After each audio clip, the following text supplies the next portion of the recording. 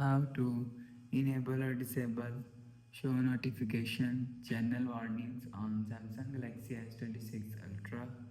Let's start the video. First of all, go to app library. Here click on settings app.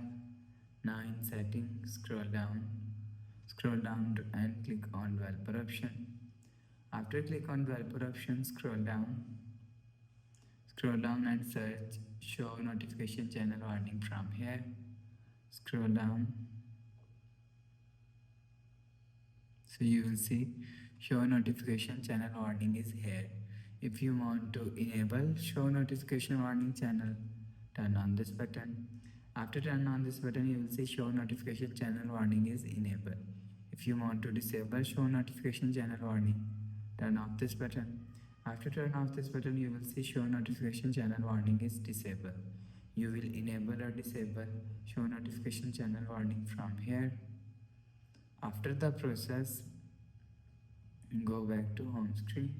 So that's how you can enable or disable show notification channel warning on Samsung Galaxy S26 Ultra.